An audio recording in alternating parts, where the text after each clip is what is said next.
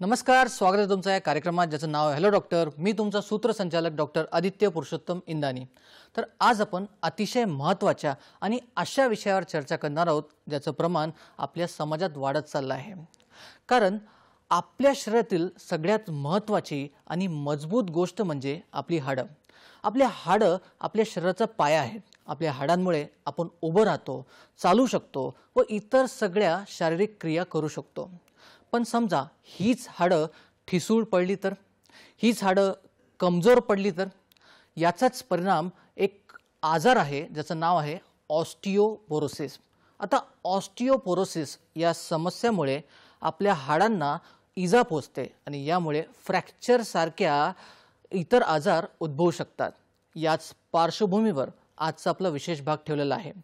Osteoporosis म्हणजे काय, ऑस्टिओपोरोसिसची कारणे कुठली, ऑस्टिओपोरोसिसचे लक्षणे कुठली व कुठल्या लक्षणांवर आपण जास्त भर दिला पाहिजे, त्याची चिकित्सा पद्धती किंवा उपचार पद्धती कुठल्या, त्यात गुंतागुंतीचे प्रकरण होतात का, तर कुठले होतात, हे सगळं या आपण कार्यक्रमातून जाणून घेणार आहोत.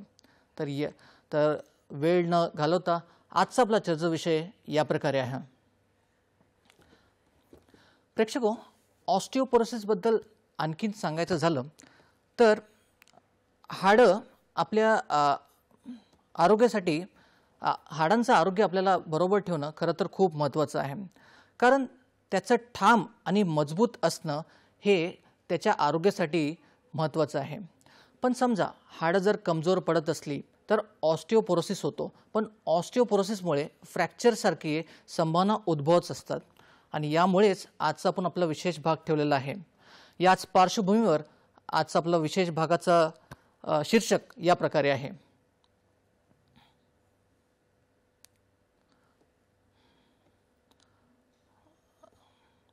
तर आज आपण बोलणार आहोत जागतिक ऑस्टिओपोरोसिस दिवसाबद्दल आणि आज आपल्या सोबत आहेत डॉक्टर अभिजित काळे सर. सर, स्वागत आहे तुमचं या कार्यक्रमात. नमस्कार. सरांची थोडक्यात ओळख याप्रमाणे आहे. डॉक्टर अभिजित काळे हे MS ऑर्थोपेडिक्स असून ते जॉईंट रिप्लेसमेंट आणि स्पाइन सर्जन आहेत. Lokmanya Tilak municipal medical college आणि सायन रुग्णालयात अस्थिव्यंग शल्यचिकित्सा विभागात सध्या ते प्रोफेसर म्हणून कार्यरत आहेत. सायन रुग्णालय आणि सैफी रुग्णालयात त्यांना रुग्णसेवेचा 22 वर्षांचा अनुभव आहे. तर असे बहुगुणी डॉक्टर आज आपल्या सोबत आपल्या स्टुडिओमध्ये उपस्थित आहेत. चला आपण मुख्य कार्यक्रमाला सुरुवात करूया. सर, माझा पहिला प्रश्न तुमच्यासाठी असा आहे की आपण प्रेक्षकांना सांगा की ऑस्टिओपोरोसिस म्हणजे नेमकं काय, याच्यात हाडांमध्ये काय घडतं. ऑस्टिओपोरोसिस, ऑस्टिओन म्हणजे हाडं आणि पोरोस म्हणजे ठिसूळ पडणं. तर जेव्हा हाडं ठिसूळ पडतात त्याला सोप्या भाषेत म्हणायचं ऑस्टिओपोरोसिस. तर decrease in bone mineral density is known as osteoporosis. तर जे हाडांचे दोन भाग असतात, एक असतो कॉर्टिकल बोन आणि दुसरा असतो कॅन्सलस बोन. हा दोन्ही जो भाग असतो हाडाचा हा ठिसूळ पडत जातो आणि हे ठिसूळ पडण्याचे वेगवेगळे कारणं आहेत. पण एकदा हे ठिसूळ पडले की मग अगदी कमी प्रमाणात जरी मार लागला किंवा धक्का जरी लागला तरी हाडं मोडतात आणि मग याला म्हणतो आपण फ्रॅजिलिटी फ्रॅक्चर्स किंवा ऑस्टिओपोरोटिक फ्रॅक्चर्स. तर ऑस्टिओपोरोसिस हा अतिशय याचे इन्सिडन्स बघितलं, प्रमाण बघितलं तर फार जास्त आहे आणि ॲट द सेम टाईम हा अंडर डायग्नोस्ड आणि अंडर ट्रीटेडसुद्धा आहे. बरं, म्हणजे ऑस्टिओपोरोसिसमुळे तुम्ही सांगितल्याप्रमाणे हाडं पोकळ आणि ठिसूळ पडतात. आता त्याच्या मागची कारणे काय ते आपण चर्चा करणारच आहोत. पण त्यासोबत एक महत्त्वाचा प्रश्न असा की बऱ्याचदा स्त्रियांमध्ये याचा परिणाम जास्त बघायला मिळतो. म्हणजे रजोनिवृत्तीनंतर किंवा मेनोपॉज नंतर ऑस्टिओपोरोसिस स्त्रियांमध्ये जास्त होतं. तर यामागचं कारण काय, काय सांगाल. तर मेनोपॉज नंतर स्त्रियांमध्ये जे हार्मोन असतं इस्ट्रोजन हार्मोन याचे लेवल्स कमी होत जातात आणि काही काळाने ते नाहीसे पण होतात आणि इस्ट्रोजन्सचा बोन्सवर, कार्टिलेजवर, मसल्सवर, लिगामेंटवर मोठा पॉझिटिव्ह इफेक्ट आहे. इस्ट्रोजनचं प्रमाण कमी झाल्यामुळे हाडांमध्ये ज्या पेशी असतात ऑस्टिओक्लास्ट, या ऑस्टिओक्लास्टची ॲक्टिव्हिटी वाढते आणि ऑस्टिओक्लास्टची ॲक्टिव्हिटी वाढल्यामुळे बोनचं रिझॉर्प्शन बोन जो बॅलन्स असतो तो बॅलन्स कमी होत जातो, त्याने हाडं ठिसूळ पडतात. याला म्हणतो आपण पोस्ट मेनोपॉझल ऑस्टिओपोरोसिस. तर इस्ट्रोजन तर विड्रॉल झाल्यामुळे हा सगळा आपल्याला प्रकार दिसून येतो. बरं सर, तुम्ही सांगितलं की हा अनडायग्नोज राहतो, म्हणजे याची लक्षणे सुरुवातीला कळत नाही असं तुम्हाला सांगायचं असेल तर यामागची तरी सुद्धा महत्त्वाची लक्षणे कुठली, की आपण कुठल्या लक्षणांवर भर दिला पाहिजे? किंवा बऱ्याचदा आपण प्रॅक्टिसमध्ये बघतो की कोणी जर ओबेस्ट असेल, ओव्हरवेट असेल किंवा स्थौल्य त्याला असेल असं, तर त्याची हाईट कमी होताना आपल्याला दिसते, मग तेव्हा आपण सस्पेक्ट करतो की याला ऑस्टिओपोरोसिस असू शकतो. तर त्यासोबत आणखीन कुठली लक्षणे आहेत? तर ऑस्टिओपोरोसिसचे लक्षणं किंवा क्लिनिकल फीचर्स बघितलं तर खूप वेग अशी असतात. पेशंटला युजली पेन राहतो आणि तो पॉलीआर्थ्राल्जी असतो, म्हणजे अनेक ठिकाणी वेदना होतात आणि हा बऱ्याचदा मायग्रेटरी असतो. एका पॉईंटला तो लोकलाइज नसतो. आज मनगट दुखतं, दुसऱ्या दिवशी कोपर दुखतो, तिसऱ्या दिवशी खांद्यात दुखतं, चौथ्या दिवशी कंबर दुखू लागते, पाचव्या दिवशी गुडघा दुखू लागतो. तर हे जे पेन असतं हे मायग्रेटरी असतं. याची जी इंटेन्सिटी असते ही खूप लो असते, पण हे पुन्हा पुन्हा येत राहतं पेन, आणि पेन किलर जरी घेतले तरी हे पेन जात नाही. हे ऑस्टिओपोरोसिस जे आपण म्हटलो याचे वेगवेगळे प्रकारसुद्धा आहेत. जसे की एक आपण नुकताच डिस्कस केला तो म्हणजे पोस्ट मेनोपॉझल ऑस्टिओपोरोसिस, जो मेनोपॉज नंतर इस्ट्रोजनचं प्रमाण घटल्यामुळे होतो. साधारणतः ऑस्टिओपोरोसिस म्हटलं तर त्याचे दोन भाग असतात. एक असतं लोकलाइज्ड ऑस्टिओपोरोसिस, म्हणजे फक्त एका भागातच ऑस्टिओपोरोसिस होणं, पूर्ण शरीरात नाही होणार. समजा हाताचं हाड मोडले आणि मग त्या हाड मोडल्यानंतर त्याचे उपचार समजा प्लास्टर घालून केले आणि प्लास्टर 2 महिने 3 महिने राहिलं तर त्या भागाचा आपण वापर केलेला नाही, तर त्याला म्हणायचं लोकलाइज्ड ऑस्टिओपोरोसिस झालं. बाकीचे शरीरातले हाडं व्यवस्थित आहेत, पण फक्त त्या विशिष्ट भागात तो भाग न वापरल्यामुळे तिथली घनता कमी होते, तर हा आहे लोकलाइज्ड ऑस्टिओपोरोसिस. आणि दुसरा जो असतो तो म्हणजे जनरलाइज्ड ऑस्टिओपोरोसिस. शरीरामध्ये 206 हाडं आहेत आणि हे 206च्या 6 हाडं ठिसूळ पडतात. मग याचे जे कारण आहेत त्याला ब्रॉडली आपण डिवाइड करतो प्रायमरी आणि सेकंडरी ऑस्टिओपोरोसिस म्हणून. प्रायमरी ऑस्टिओपोरोसिसमध्ये कारणं अशी येतात की ज्याच्यात आपल्याला माहीत नाही कारण काय, म्हणजे इडिओपॅथिक ऑस्टिओपोरोसिस. प्रायमरी ऑस्टिओपोरोसिसचा दुसरा भाग म्हणजे पोस्ट मेनोपॉझल ऑस्टिओपोरोसिस आणि त्याचा तिसरा भाग म्हणजे सिनाइल ऑस्टिओपोरोसिस, जो वयोमानानुसार होतो. तर 50च्या वयानंतर युजली याची सुरुवात होते, पण जर का मेनोपॉज लवकर आलाय, 42शीला आलाय, 45शीला आलाय, मग तो ऑस्टिओपोरोसिस लवकर चालू होईल. दुसरा ऑस्टिओपोरोसिसचा प्रकार म्हणजे सेकंडरी ऑस्टिओपोरोसिस. याच्यामध्ये कारणं असतात, त्याचे वेगवेगळे कारणं आहेत जे आपण बघू. नक्कीच सर, तुम्ही सुरुवातीच्या लक्षणांबद्दल सांगितलं आणि हेही सांगितलं की लोकलाइज्ड आणि जनरलाइज्ड ऑस्टिओपोरोसिस म्हणजे एका ठिकाणी होणारा आणि पूर्ण शरीराला होणारा ऑस्टिओपोरोसिस, हाडं ठिसूळ होण्याची कारणे वेगवेगळी असू शकतात. आणि सेकंडरी म्हणजे जे जनरलाइज्ड आहे त्याची कारणे असतात, ते आपण चर्चा करणारच आहोत. पण सर, पुढचा प्रश्न असा येतो की हे हाडं जे ठिसूळ होतात हे नेमकी कशी होतात, म्हणजे याचं मागचं कारण काय, की हे हाडं ठिसूळ होण्याची नेमकी प्रक्रिया काय? तर हाडं जेव्हा ठिसूळ होतात याच्यामध्ये जसं सांगितलं हे हाडांचे 2 घटक असतात. एक असतो की कॉर्टेक्स आणि दुसरं असतं ते कॅन्सलस बोनचा भाग. तर जेव्हा आपण पोस्ट मेनोपॉझल ऑस्टिओपोरोसिस म्हणतो याच्यामध्ये ऑस्टिओक्लास्टिक ॲक्टिव्हिटी वाढते. ऑस्टिओक्लास्ट ही जी पेशी आहे हाडांच्या आतली, याची ॲक्टिव्हिटी वाढते आणि याच्या ॲक्टिव्हिटीमुळे जे हाडात जे काही कॅल्शियम आहे, दुसरं जे काही द्रव्य आहे ते सगळं खेचून घेतलं जातं. हे बँक बॅलन्स जसा कमी होत जातो तसं हे कॅल्शियमचा बॅलन्स बोनमधला कमी होतो. हा प्रकार दिसतो पोस्ट मेनोपॉझल ऑस्टिओपोरोसिसमध्ये. जेव्हा की सिनाइल ऑस्टिओपोरोसिसमध्ये जे पेरिऑस्टियम असतं, जे मेड्युलरी कॅनल असतं, तिथून जो असतो कॉर्टेक्समधून जे ऑस्टिओब्लास्टिक ॲक्टिव्हिटी असते ती कमी होते. त्यामुळे न्यू बोन फॉर्मेशन, नवीन जे डिपॉझिट असतं, जे बँक बॅलन्स असतो, बोन बॅलन्स असतो, तो वाढत नाही आणि त्याच्यामुळे याची घट होत राहते.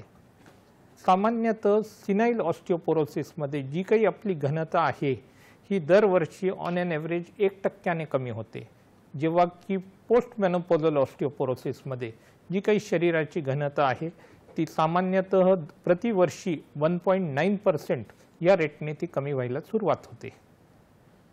मग सर, ऑस्टिओपोरोसिस ओळखायचं असेल समजा, हे लक्षणांवर ओळखू शकतो, हे तज्ज्ञांचा सल्ला घेणं त्यात महत्त्वाचं आहेच, पण त्यासोबत कुठले इन्व्हेस्टिगेशन किंवा तपासणी केलं पाहिजे किंवा कुठल्या तपासण्याने आपल्याला कळू शकतो की याला ऑस्टिओपोरोसिस कदाचित आहे, मग याची चिकित्सा किंवा उपचार आपल्याला सुरुवात करायला पाहिजे? तर ऑस्टिओपोरोसिसच्या तपासण्या म्हटल्या तर याच्यात काही जनरलाइज टेस्ट आहेत आणि काही स्पेसिफिक टेस्ट आहेत. जर का स्पेसिफिक टेस्ट बघितली तर मोस्ट कॉमनली वापरली जाणारी टेस्ट म्हणजे DEXA scan, dual energy x-ray absorptiometry scan.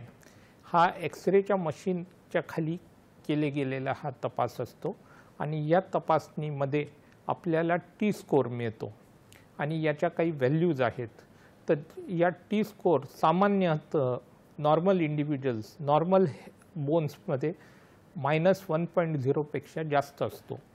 जर का टी स्कोर -1.0 ते -2.5 याच्यामध्ये असेल तर त्याला आपण ऑस्टिओपिनिया म्हणतो, जी की नॉर्मल बोन आणि ऑस्टिओपोरोसिस बोनच्या मधली स्टेज आहे. आणि जर का तो टी स्कोर हा -2.5च्याही खाली आला तर त्याला आपण ऑस्टिओपोरोसिस असं म्हणतो. ही झाली एक टेस्ट म्हणजे ड्युअल एनर्जी ॲब्सॉर्प्शोमेट्री टेस्ट किंवा डेक्सा स्कॅन. याचा दुसरा एक भाग असतो ज्याला म्हणतो आपण BMD स्कॅन किंवा बोन मिनरल डेन्सिटी स्कॅन. आता याच्या व्यतिरिक्त सुद्धा काही टेस्ट आहेत जसे की क्वांटिटेटिव्ह सिटी स्कॅन. याच्यामध्ये क्रॉस सेक्शनल स्टडीमध्ये आपण बोनची घनता बघतो. या टेस्टचा आधीच्या 2 टेस्ट वरती ॲडव्हान्टेज असा आहे की बऱ्याचदा उतरत्या वयामध्ये मेनली जेव्हा आपण मणक्याची घनता बघतो तर मणक्याच्या समोर जी मोठी ब्लड वेसल असते ज्याला आपण एओटा म्हणतो, ह्या एओटाचं कॅल्सिफिकेशन झालेलं असतं आणि एओटिक कॅल्सिफिकेशन हे डेक्सा स्कॅन किंवा BMD स्कॅनच्या रिडिंगमध्ये इंटरफिअर करू शकते. तर हे इंटरफिअरन्स कमी करण्यासाठी क्वांटिटेटिव्ह सिटी स्कॅन ही जास्त चांगली टेस्ट आहे. आजकाल AIच्या मदतीने सुद्धा आपल्याला हे स्कोर समजतात. सो मग डेक्सा स्कॅन हे गव्हर्नमेंट हॉस्पिटल्समध्ये किंवा प्रायव्हेट हॉस्पिटल्समध्ये त्याची सुविधा उपलब्ध आहेच, तर त्याबद्दल तुम्ही सांगा की कोणाला समजा डेक्सा स्कॅन किंवा माहीत करून घ्यायचं की त्यांचे हाडं ठिसूळ आहे का नाही, तर ते डेक्सा स्कॅन DXA स्कॅनसाठी जाऊ शकतात का? हो, आता मुंबईमध्ये बघितलं तर KEM हॉस्पिटलमध्ये, जे की बृहन्मुंबई महानगरपालिकेचं हॉस्पिटल आहे, तिथे ही सुविधा आहे डेक्सा स्कॅनची. आणि जी PMD स्कॅन आहे, कोणतेही सेंटर जिथे सिटी स्कॅन आहे त्या सिटी स्कॅनमध्ये सॉफ्टवेअर एक ॲड केलं जातं ज्याच्यामधून आपल्याला BMD स्कॅन किंवा क्वांटिटेटिव्ह सिटी स्कॅन हा करतो. सिटी स्कॅन आज महाराष्ट्रातल्या सर्व शासकीय महाविद्यालयांमध्ये, सरकारी रुग्णालयामध्ये जवळपास अवेलेबल आहे. तिथे हे जर का क्वांटिटेटिव्ह सिटी स्कॅनचं एक सॉफ्टवेअर ॲड केलं की आपल्याला तिथे हाडं किती ठिसूळ पडलेले आहेत हे इमिजिएटली लक्षात येतं आणि ही अतिशय उपयुक्त टेस्ट आहे आणि याने आपल्याला ऑब्जेक्टिव्ह असेसमेंट करता येतं. ही स्पेसिफिक टेस्ट आहे. जनरलाइज टेस्ट बघितलं गेलं तर एक्सरे केला, एक्सरेमध्ये कॉर्टिकोमेड्युलरी रेशिओ असतो, याच्या प्रमाणावरून आपल्याला समजतं की आहे का. याच्या व्यतिरिक्त काही रक्तातल्या चाचण्या ज्या की जनरलाइज टेस्ट आहेत, calcium, phosphorus, alkaline phosphatase, vitamin D3 हे सुद्धा बघितलं जातं, जे की आपल्याला पुढच्या उपचारांसाठी फायदा होतो.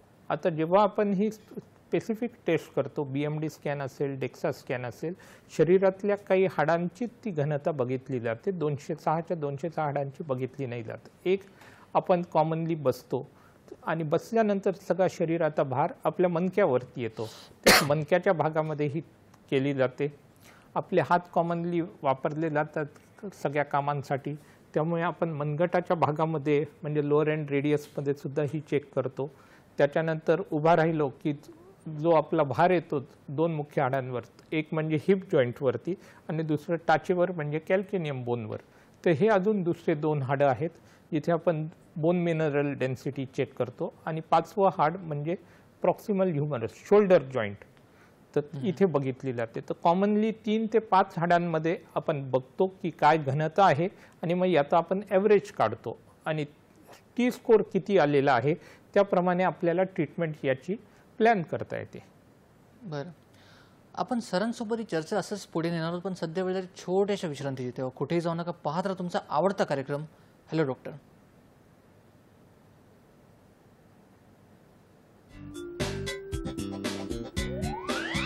स्वागत आहे तुमचं एक कार्यक्रमात ज्याचं नाव आहे हॅलो डॉक्टर, आणि आज आपण बोलत आहोत डॉक्टर अभिजित काळे सरांसोबत. विश्रांतीच्या आधी ऑस्टिओपोरोसिसची कारणे कुठली, त्याची लक्षणे काय, कुठल्या लक्षणांवर आपण जास्त भर देतो व तपासणी कुठल्या आहेत, डेक्झा स्कॅनबद्दल ही आपल्याला सरांनी सांगितलं. सर, माझा पुढचा प्रश्न असा आहे की बऱ्याचदा जेव्हा आपण प्रॅक्टिसमध्ये बघतो की सगळेजण विटॅमिन डीचं टेस्ट करून येतात आणि विटॅमिन डीची नॉर्मल व्हॅल्यू टेस्टनुसार 30 to 90च्या मध्ये आहे, आणि बऱ्याच इंडियन पॉप्युलेशनमध्ये भारतात सगळ्यांचं विटॅमिन डी हे 10, 12, 14 असं आहे. पहिलं तर यामागचं कारण काय, आणि विटॅमिन डीचा किंवा कॅल्शियमचा ऑस्टिओपोरोसिसशी संबंध आहे का? तर विटॅमिन डी आणि विटॅमिन के हे जे 2 विटॅमिन्स आहेत यांचा हाडाशी डायरेक्ट संबंध आहे. जे मेटाबॉलिझम आहे, बोन मेटाबॉलिझम, याच्यामध्ये हे दोन्ही विटॅमिन्स अतिशय महत्त्वाचे आहेत. आता विटॅमिन डी हे कॅल्शियमचं ॲब्झॉर्प्शन जे होतं, आपण कॅल्शियम जेव्हा खाण्यातून घेतो तर याचं आतड्यातून इंटेस्टाईनमधून जे ॲब्झॉर्प्शन होतं त्याच्यासाठी विटॅमिन डीची खूप गरज आहे. दुसरं, जे मॅट्रिक्स ले डाऊन केलं जातं, जी मिनरलायझेशनची जी प्रक्रिया आहे हाडांमध्ये, त्याच्यासाठी पण विटॅमिन डीची गरज आहे. याच्या व्यतिरिक्त मसल्सचं टोन मेंटेन करण्यासाठी, कार्टिलेजच्या नरिशमेंटसाठी विटॅमिन डीचा रोल हा खूप प्रूव्हन आहे. आता विटॅमिन डीच्या ज्या लेवल्स सांगितल्या हे नॉर्मली 30 ते 90, 100 याच्यामध्ये राहिल्या पाहिजेत, आणि कॉमनली जेव्हा या लेवल्स चेक केल्या जातात मोर दॅन 85 to 90% लोकांमध्ये या लेवल्स सब नॉर्मल म्हणजे 30च्या खाली येतात. याच्यामध्ये काही कारणं आहेत. पहिलं, खाण्यामध्ये जर काही जे रिक्वायरमेंट आहे त्या प्रमाणात येत नसेल तर याच्या लेवल्स खाली होतात. साधारणतः 400 ते 600 इंटरनॅशनल युनिट्स ही विटॅमिन डीची डेली रिक्वायरमेंट आहे. दुसरा भाग असतो, जर शरीराला ॲडिक्वेट सनलाईट एक्सपोजर नसेल, पुन्हा विटॅमिन डीचं प्रमाण कमी होतं. आजकाल लोकांना घरात बसायचं किंवा ऑफिसमध्ये काम करायचं किंवा AC मध्ये काम करायचं, याने नकळत सनलाईटला जे एक्सपोजर आहे ते कमी झालेलं आहे. सनलाईटमधून, सनरेजमधून जे किरणे येतात त्याने त्वचेमधून विटॅमिन डीचं जे प्रोडक्शन मेटाबॉलिझम आहे ते होतं, आणि साधारणतः सकाळी 10 वाजेच्या आधीचं ऊन किंवा दुपारी 2च्या नंतरचं ऊन, या उन्हामध्ये जर का बॉडीला एक 30 ते 40 मिनटं एक्सपोजर मिळालं तर विटॅमिन डीच्या लेवल्स नॉर्मल राहण्यामध्ये खूप मोठा फायदा होतो. सर, आपल्याला एक फोन येतोय, संजयजी बोलतायत धुळ्यावरून. बघूया त्यांचा प्रश्न काय. संजयजी, प्रश्न विचारा. त्यांच्या पायात चालण्यात थोडासा त्रास होतोय. एक पायात गॅप आहे आणि 85 वय, आणि सूज खाली पायापासून ते इथं गुडघ्यापर्यंत सूज येते. सर, तुम्हाला काही प्रश्न विचारायचा त्यांना? नाही, तर वय आपण सांगितलं 85. धन्यवाद. तर संजयजींनी हा जो प्रश्न विचारलेला आहे, 85 वर्ष वय आहे आणि पाय दुखतात आणि पायाच्या भागामध्ये सूज आहे. आता बघितलं पाहिजे की पायाचा कोणता भागात हा त्रास होतोय. जर का हा गुडघ्यामध्ये असेल, वयाच्या 85व्या वर्षी 2-3 गोष्टींचा भाग आहे. पहिला, वयोमानानुसार यांना होणार सिनाईल ऑस्टिओपोरोसिस, तर हाडं हे ठिसूळ पडणार आणि त्याच्यातून सुद्धा वेदना आणि सूज या निर्माण होतात. दुसरा भाग आहे, वयोमानानुसार ऑस्टिओ आर्थरायटिस म्हणजेच सांधिवात सुद्धा होणार. गुडघ्याची जी गादी आहे ती सुद्धा झिजणार, घासली जाणार. तर ऑस्टिओ आर्थरायटिस आणि ऑस्टिओपोरोसिस या दोन्ही गोष्टी सोबतच चालतात. आणि तिसरा भाग कधी कधी याच्यातून आढळून येतो तो म्हणजे ऑस्टिओमलेशिया. ऑस्टिओमलेशिया आणि ऑस्टिओपोरोसिस हा भिन्न आहे. ऑस्टिओमलेशिया म्हणजे जी मिनरलायझेशनची जी प्रक्रिया आहे त्याच्यामध्ये बिघड होतो. Defect in the mineralisation of the bone म्हणजे ऑस्टिओमलेशिया, आणि जेव्हा घनता कमी होते तर त्याला आपण ऑस्टिओपोरोसिस म्हणतो. तर 85 वर्षाच्या वयामध्ये एक ऑस्टिओ आर्थरायटिस राहतो, त्याने हा त्रास होतो. दुसरा ऑस्टिओपोरोसिस पण त्यांना असणार आहे, त्याच्यातून पण यांना त्रास होतो. आणि कधी जी सूज सांगितली ही कोणत्या भागात आहे ती बघितलं पाहिजे. या वयामध्ये कधी कधी रक्तवाहिन्यांमधल्या ज्या वाल्व्स असतात त्यासुद्धा डिजनरेट होतो. तो बऱ्याचदा व्हेरिकोज वेन्समुळे सुद्धा ती सूज येते. तर यांना कॅल्शियम, व्हिटॅमिन डी चं प्रमाण यांनी खाण्यातून वाढवलं पाहिजे. त्याच्या जोडीला प्रोटीन्सची सुद्धा गरज आहे. तसेच शरीराला थोडेसे व्यायाम आहार घेतलं पाहिजे. आणि लवकरात लवकर यांनी तज्ज्ञांना दाखवून ज्या भागामध्ये सूज आहेत, वेदना आहेत, त्याचा कमीत कमी एक्सरे काढला पाहिजे. म्हणजे आपल्याला रोग निदानाला मदत होईल. आणि एकदा रोग निदान झालं की त्याची ट्रीटमेंट, लाईन ऑफ ट्रीटमेंट सोपी होऊन जाते. जे ऑस्टिओपिनिया वेगळा आहे, ऑस्टिओमलेशिया वेगळा आहे आणि ऑस्टिओपोरोसिस वेगळा आहे, पण तिघी कंडिशनमध्ये आपल्याला तज्ज्ञांचा सल्ला घेणं अतिशय महत्त्वाचं आहे. सर, आपल्याला अजून एक फोन येतो आहे. सय्यदजी बोलत आहेत नाशिकवरून. सय्यदजी, तुमचा प्रश्न विचारा. हा बोला. माझे ना पाठीमागचा भाग आहे ना तो लय दुखत होतो. सय्यदजी, आपण कोणता भाग म्हटलात? पाठीमागचा भाग, कंबर, कमरेच्या भागात. मनका, येस खवादे. येस. आणि आपलं वय सांगू शकतात? हा, 65 आहे. 55. हा. आणि सकाळी उठल्यानंतर आपलं अंग ताठून जातं, हा? शरीर लखडून जातं सकाळी उठल्यानंतर? हो, सकाळी उठल्यानंतर लय दुखतो. ओके. आणि आपला व्यवसाय काय आहे? आपलं बसणं जास्त असतं का फील्डमध्ये चालणं फिरणं जास्त होतं? बस जास्त राहतो. बसणं जास्त होतं. चालेल. बरं, धन्यवाद. तर आपल्याला सय्यदजींनी जे त्रास सांगितला, कमरेच्या भागात दुखतं, पाठीच्या भागात दुखतं, आणि त्यांचं वय त्यांनी सांगितलं 55 वर्ष, आणि त्यांचा जो व्यवसाय आहे तो बसून आहे. तर काय होतं, जेव्हा आपण बसून काम करतो, शरीराचा सगळा जो भार असतो तो पाठीवर, कमरेच्या मणक्यावरती येतो. याच्यातून तिथे झीज व्हायला चालू होते, गादी झिजते. मणक्याच्या मध्ये जो फॅसेट जॉईंट असतो तेही घर्षण होतं. तर याला म्हणतात लंबर स्पॉन्डिलोसिस, ज्याच्यामध्ये डिजनरेटिव्ह डिस्क डिजीज पण होतो, प्लस फॅसेटल आर्थ्रोपॅथी पण होते. तर यांना हा एक भाग आहे.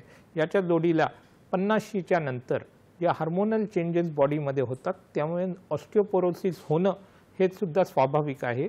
फक्त याच्यामध्ये विषय इतकाच आहे की यांना ऑस्टिओपिनिया आहे का ऑस्टिओपोरोसिस आहे. युजली 55 या वयामध्ये साधारणतः ऑस्टिओपिनिया राहतो, किंवा कधी कधी बोन्स हे नॉर्मल सुद्धा बघितले जातात.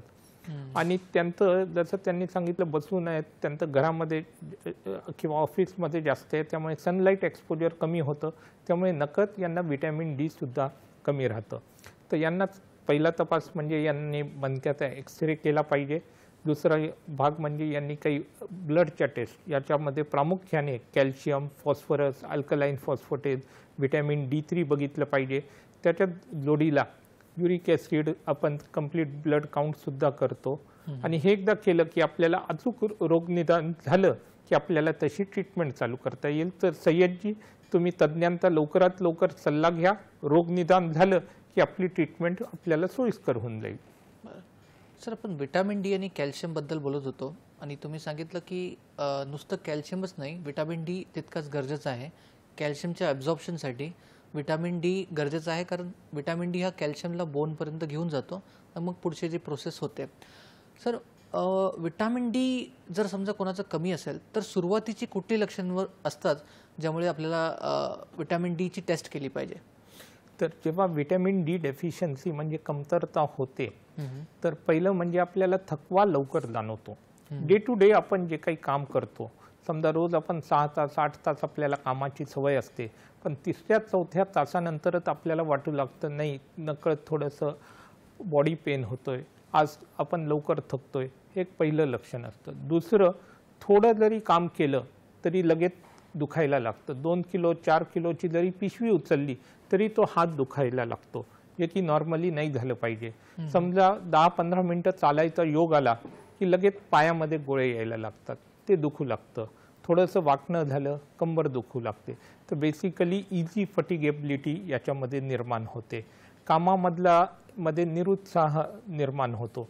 हे सगळे अर्ली सिम्पटम्स असतात व्हिटॅमिन डी डेफिशियन्सीचे. नक्कीच सर.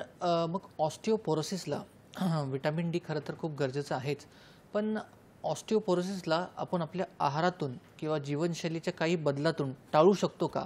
मग ते कुठले बदल करावे?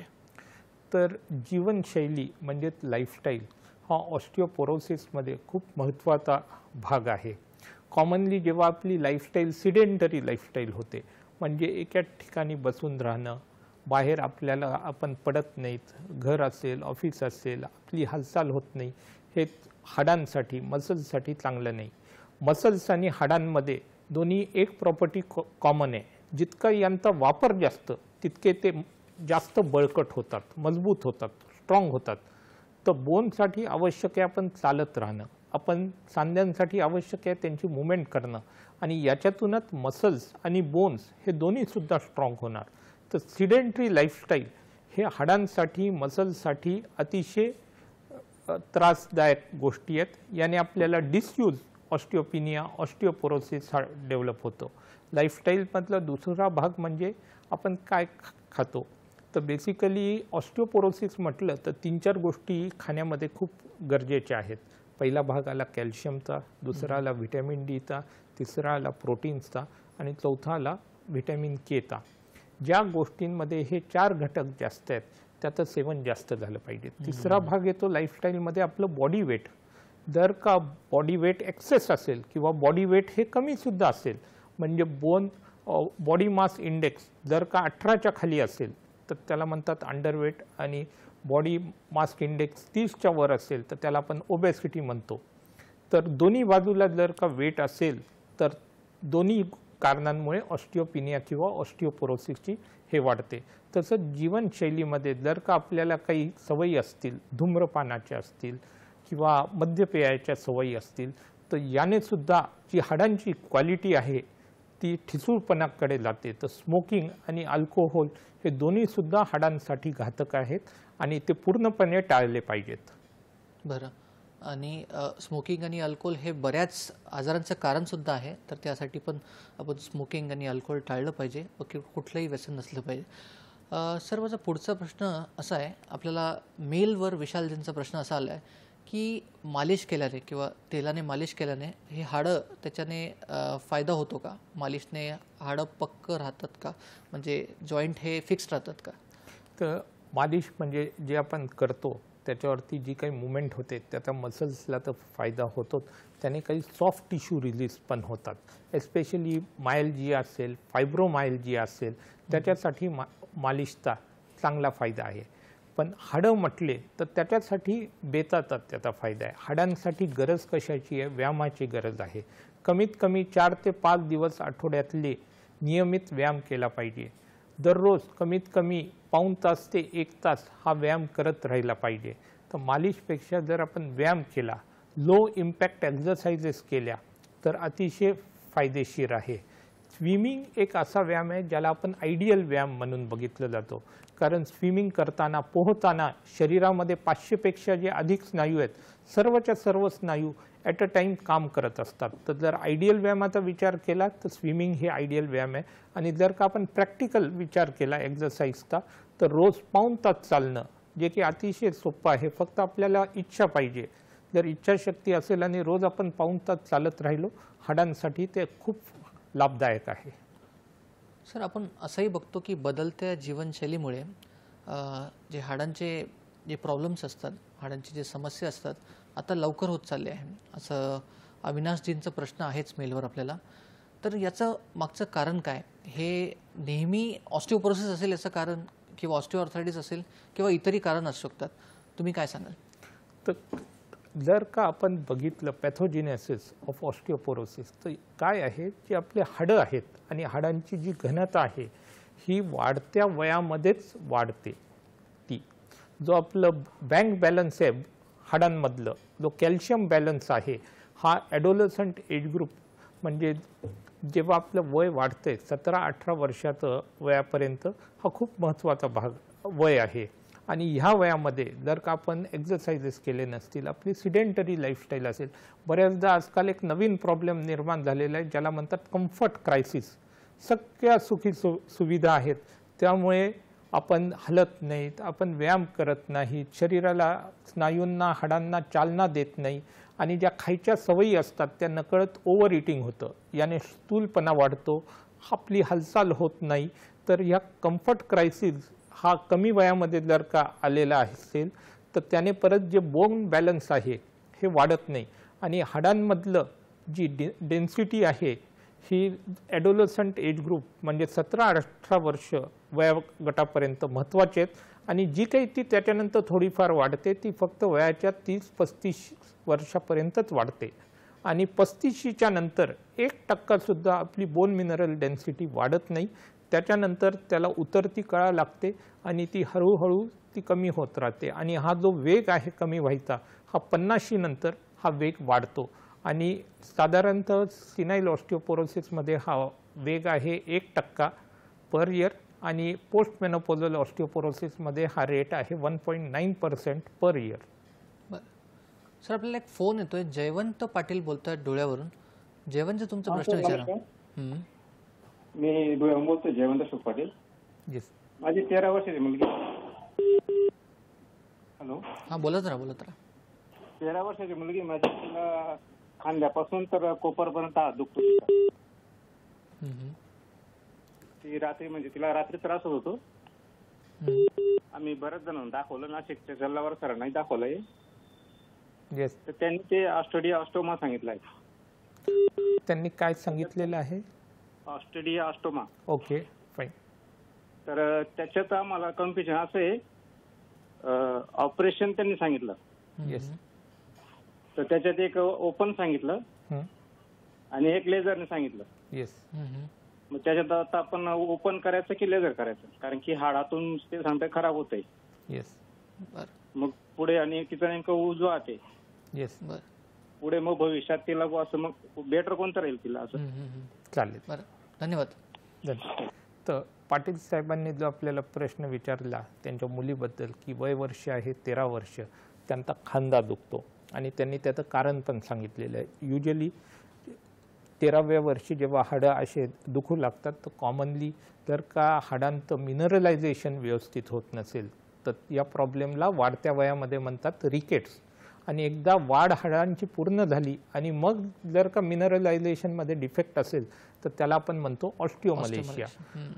तर युजली हे कारण जास्त कॉमन आहे, जे की कॅल्शियम, व्हिटॅमिन डी आणि प्रोटीन्सच्या कमतरतेमुळे होतं. दुसरे कॉमन कारण असतो प्रोटीन एनर्जी मालन्यूट्रिशन, म्हणजे खाण्यामध्ये आवश्यक त्या गोष्टी येत नसेल, वजन वाढत नसेल तर त्याच्यामुळे सुद्धा लवकर थकवा निर्माण होतो.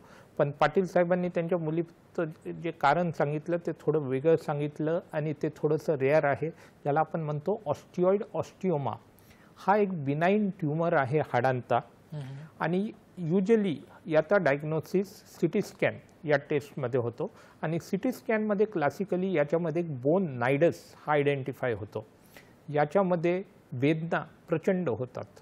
या वेदना पण पॅरासिटामॉलची गोळी घेतली की ती कंट्रोलमध्ये येते, पण जो तो नायडस असतो, जो तो ट्यूमर असतो, त्याची वाढ बंद होत नाही या गोळीने. याच्यासाठी जी ट्रीटमेंट आहे यांनी जसं सांगितलं 2 ऑप्शन दिलेले आहेत. एक, ओपन सर्जरी करून आपल्याला तो नायडस काढता येतो किंवा जो नवीन भाग आलेला आहे याच्या ट्रीटमेंटमध्ये याला म्हणतात रेडिओ फ्रिक्वेन्सी ॲब्लेजन, RIA. या त्यांनी लेझर सांगितलं तर हा लेझरचाच प्रकार आहे, रेडिओ फ्रिक्वेन्सी ॲब्लेजन. तर याने सिटी स्कॅन, सोनोग्राफी किंवा MRIने आपण जो तो तिथे तो नायडस असतो त्या नायडसला हिट करून त्याला रेडिओ फ्रिक्वेन्सी ॲब्लेजनने शॉक दिला की तो नायडस मरण पावतो आणि हा ट्यूमर हा नाहीसा होतो. तर जर यांच्या इथे त्याची सुविधा असेल तर रेडिओ फ्रिक्वेन्सी ॲब्लेजनने हे करणं डेफिनेटली फायदेशीर राहील. सर, आपण ऑस्टिओपोरोसिसबद्दल चर्चा करत होतो. तर त्यात एक महत्त्वाचा प्रश्न असा की तुम्ही आम्हाला कारणे सांगितले की लोकलाइज असतो, जनरलाइज असतो, प्रायमरी असू शकतो, सेकंडरी असू शकतो आणि त्यात विविध कारणे असतात. तर ऑस्टिओपोरोसिसमध्ये अनुवंशिकता आढळते का? तर त्याबद्दल तुम्ही काय सांगाल? हो, तर असं बघितलेलं आहे की अनुवंशिकता म्हणजे हेरिडेटरी ही याच्यामध्ये दिसून आलेली आहे आणि काही जीन्स आहेत जे की रँक आहेत त्याच्यामध्ये हा पॉलिमॉर्फिझमचा हा भाग आहे आणि osteoporosis tends to run in families. तर याच्यामध्ये जिनोम मधून याच्यामध्ये सगळं संशोधन झालेलं आहे and it has been proved beyond doubt that osteoporosis can be hereditary. याच्यामध्ये काही दुमत नाही आहे. आपण सरांसोबत ही चर्चा असंच पुढे नेणार आहोत, पण सध्या वेळेला एक छोटीशी विश्रांतीची. तेव्हा कुठेही जाऊ नका, पाहत राहा तुमचा आवडता कार्यक्रम हॅलो डॉक्टर.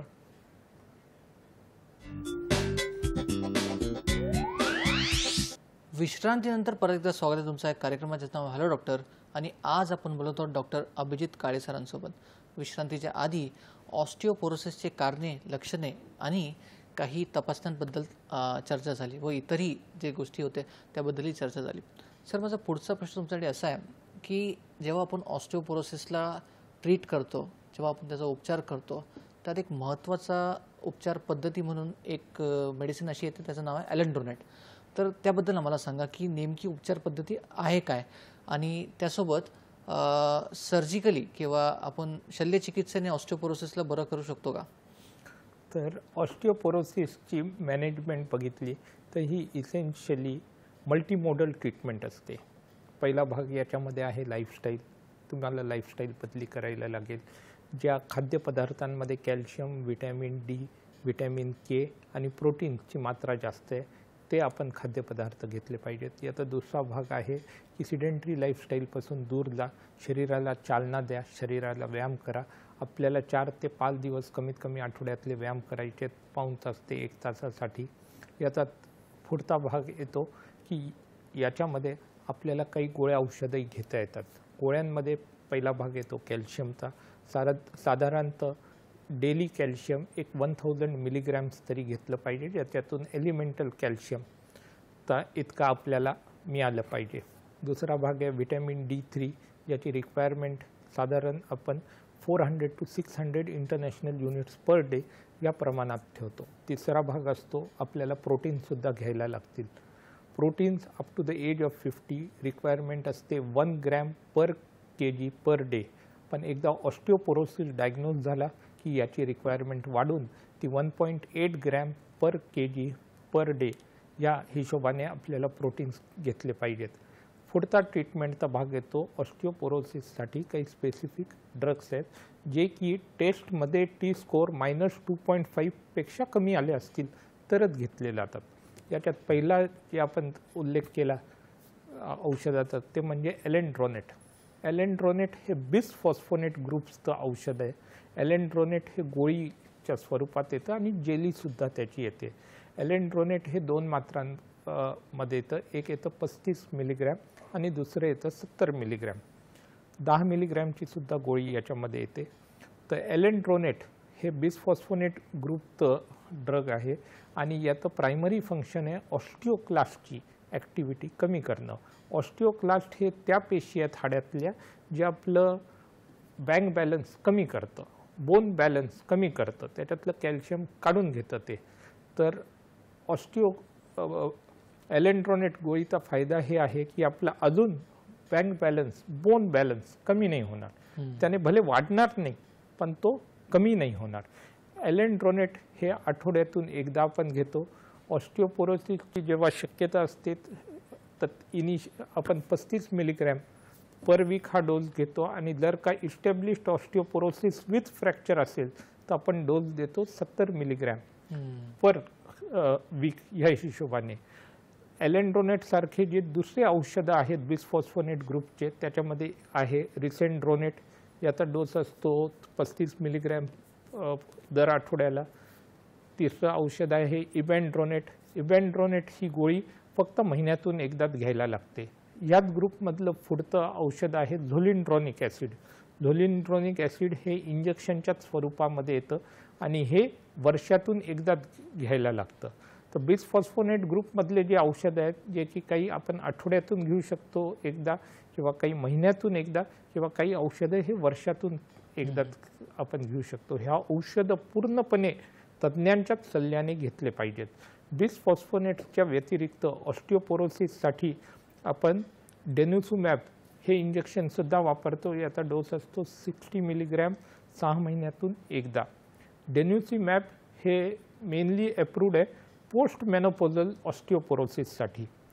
डेन्युसुमॅब हे रँक जे लायगंड आहे, जे जीन आहे त्याच्यावरती काम करतं आणि त्याची ॲक्टिव्हिटी कमी करतो. तर परत डेन्युसुमॅब या इंजेक्शनमुळे जे ऑस्टिओक्लास्टची जी ॲक्टिव्हिटी आहे या पेशीची ती कमी होते, म्हणजेच आपला कॅल्शियम बॅलन्स, बोन बॅलन्स कमी होण्यापासून ते रोखतं.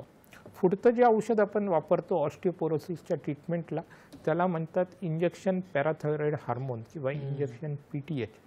हे जे इंजेक्शन आहे याने आपली जी ऑस्टिओब्लास्टची ॲक्टिव्हिटी आहे ती वाढते, म्हणजे याने आपली जी बोन मिनरल डेन्सिटी आहे ती वाढते, आपला बोन बॅलन्स, आपला कॅल्शियम बॅलन्स हाडातला तो वाढतो.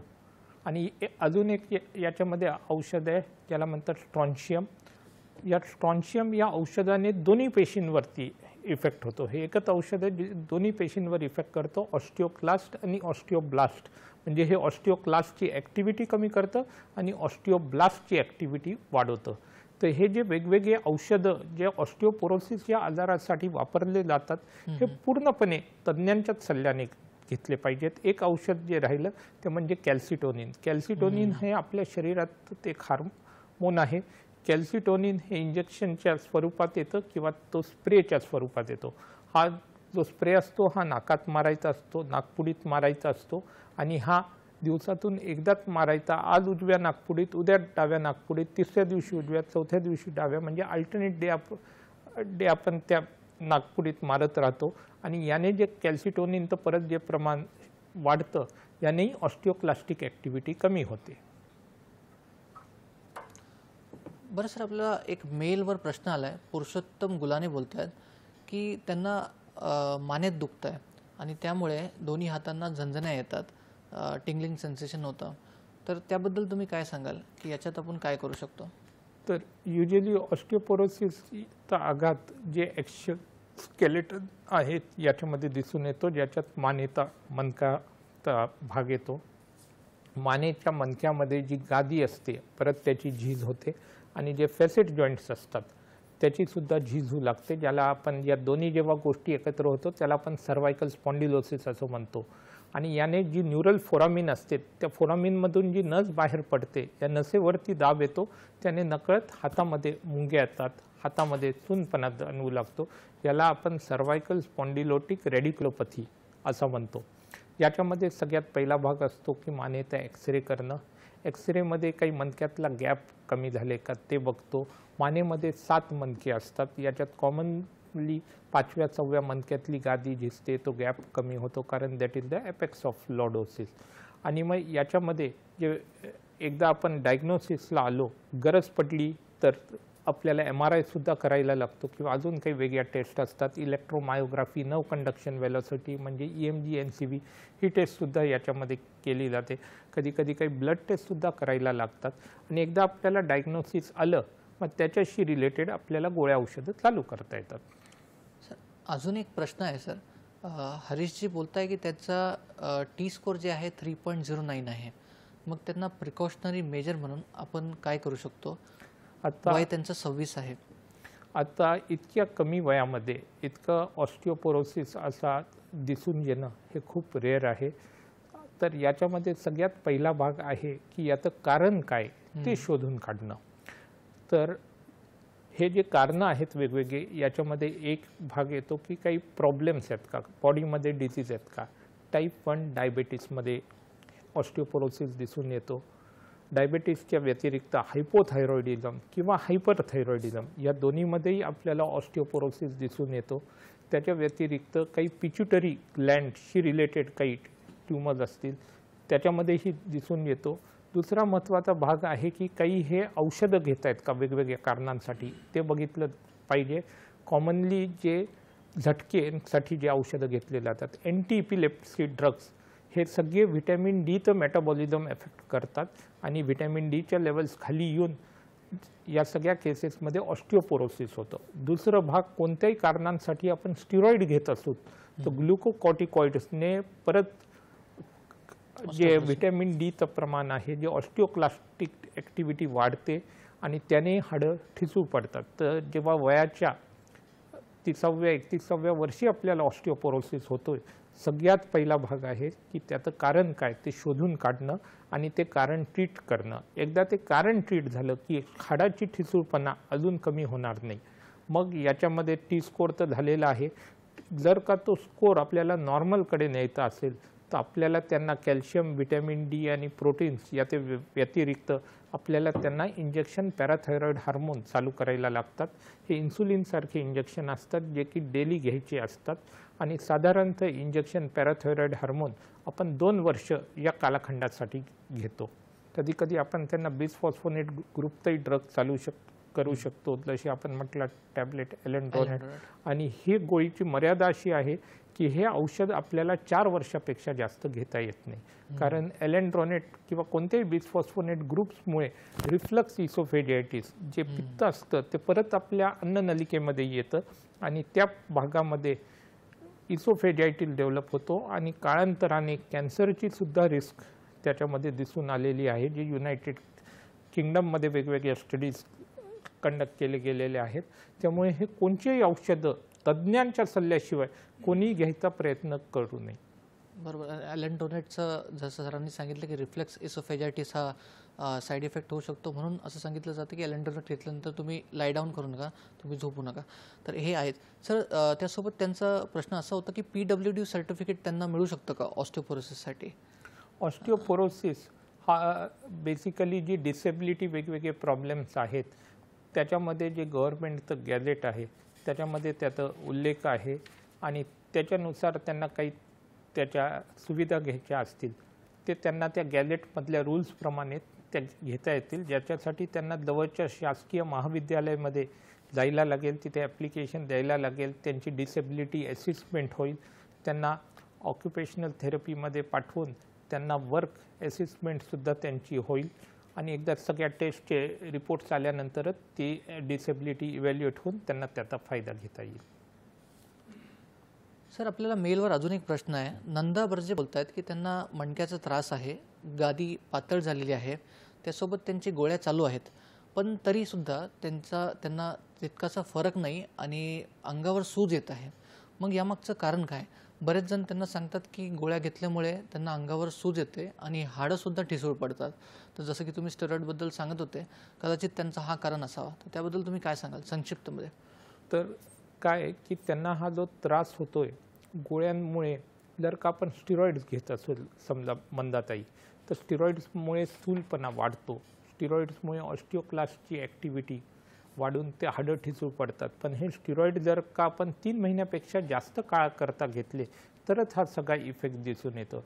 जर मंदाताई दुसरेही काही पेन किलर्स घेत असतील तर त्याने सुद्धा कधी कधी अंगावरती सूज येते, पण त्याने बोन मिनरल डेन्सिटीवर म्हणजे ऑस्टिओपोरोसिसवर काही फरक पडत नाही. तर मंदाताईंना त्यांच्या सूज येण्यामागचं कारण दुसरे कारण असतं अंगावरती सूज, हायपोथायरॉइडिझम. जर का TSH लेवल्स वाढले असतील तर त्याने सुद्धा नकळत सूज येते. तर सगळ्यात महत्त्वाचा भाग असतो रोग निदान. कारण काय आहे सूज येण्यामागचं ते शोधून काढणं आणि मग ट्रीटमेंट आपली सोपी होईल. सर, अजून एक आपल्याला मेलवर प्रश्न आहे. दीपकजी बोलत आहेत की त्यांना नीमध्ये, त्यांच्या गुडघ्यामध्ये झीज झालेली आहे, ऑस्टिओ अर्थरायटिस झाला आहे कदाचित. त्यासोबत डॉक्टरने त्यांना बेल्टचा सल्ला दिला आहे. तर त्यांना तुम्ही अजून काय मार्गदर्शन करू शकता? तर गुडघ्याचा जो सांधिवात असतो, ऑस्टिओ आर्थरायटिस असतो, हा वयोमानानुसार होतो आणि हा जो ऑस्टिओ आर्थरायटिस आहे याच्या स्टेजेस असतात.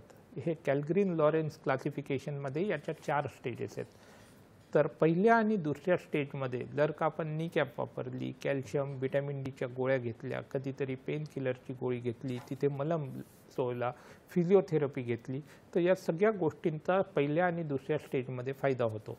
पण जर का एका पायावर उभा राहून काढलेल्या एक्सरेमध्ये जर गुडघ्याच्या मधला गॅप नाहीसा झाला असेल, हाडावर हाड चिकटलं असेल, bone on bone arthritis develop झालं असेल किंवा हाड सरकलं असेल, सबलक्सेशन झालं असेल, मग गोळ्या औषधांचा, नी कॅपचा, इंजेक्शनचा, फिजिओथेरपीचा याच्यामध्ये काही मात्र फायदा होत नाही.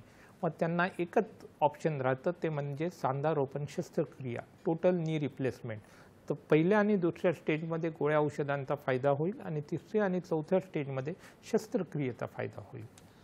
सर आपल्याला अजून एक प्रश्न आहे. गणेश गावंटे बोलतात त्यांना स्पॉन्डिलोसिसचा त्रास आहे. मग त्यासाठी तुम्ही काय मार्गदर्शन कराल? ट्रीटमेंटमध्ये आपण फिजिओथेरपी करू शकतो का? येस, तर स्पॉन्डिलोसिस जो आहे आपल्याला बघायला लागेल की त्यांना सर्वायकल स्पॉन्डिलोसिस आहे का लंबर स्पॉन्डिलोसिस आहे.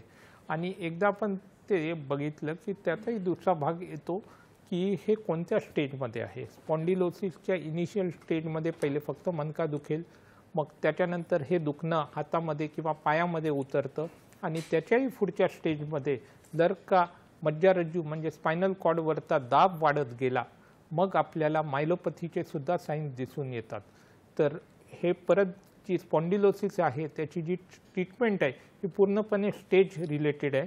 पहिल्या 2 स्टेजेसमध्ये गोळ्या औषधं, फिजिओथेरपी, पट्टे, हे मालिश ह्या गोष्टी कामी येऊ शकतात. पण जेव्हा ॲडव्हान्स स्टेजमध्ये जाईल तेव्हा सर्जरीची सुद्धा याच्यामध्ये गरज निर्माण होऊ शकते. जसे की लॅमिनेक्टमी केली जाते किंवा तिथे स्क्रू टाकून फ्युजन केलं जातं.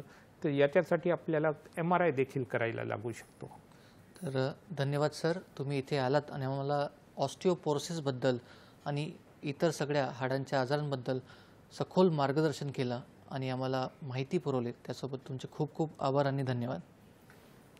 वर्ल्ड ऑस्टिओपोरोसिस डेच्या पूर्वसंध्येला हा जो कार्यक्रम आयोजित केलेला आहे त्याच्यासाठी दूरदर्शन सह्याद्रीचे मनपूर्वक अभिनंदन. तसेच सर्व प्रेक्षकांना येणाऱ्या दिवाळीच्याही शुभेच्छा. धन्यवाद. नक्कीच. आणि तुमच्यासाठी असंच नवनवीन चर्चासत्र आपण सुरू ठेवू. पण सध्या वेळ झाली तुमचा निरोप घेण्याची. चर्चेतील माहिती तुमच्या दैनंदिन जीवनात नक्कीच उपयोगी पडेल आणि आरोग्याच्या दृष्टीने तुम्हाला याचा फायदा होईल ही अपेक्षा. तर प्रेक्षक योग्य सल्ला द्या, योग्य सल्ला घ्या, स्वस्थ रहा, मस्त रहा. नमस्कार. नमस्कार.